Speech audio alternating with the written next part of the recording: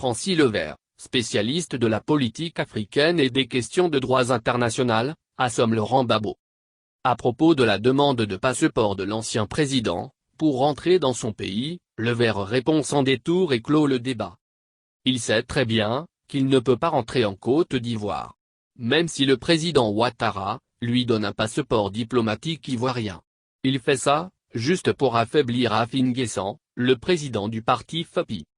C'est clair, et stipulé à l'alinéa 2 de la décision de la Cour le concernant, qu'il ne peut pas rendre dans un pays sans la permission de la CPI auparavant.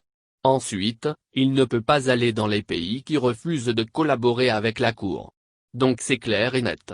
Puisque depuis plus de 2 ans que la Cour demande le transfèrement de Simone Gbagbo et d'Obo Blé, à travers un mandat d'arrêt signifié au gouvernement ivoirien, qui refuse de donner une suite favorable à cette requête.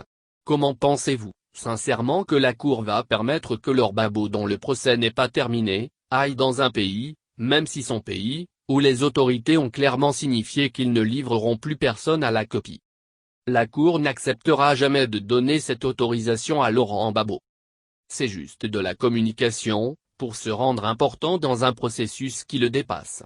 La seule manière pour lui de rentrer, il faut demander aux autorités ivoiriennes de collaborer avec la Cour.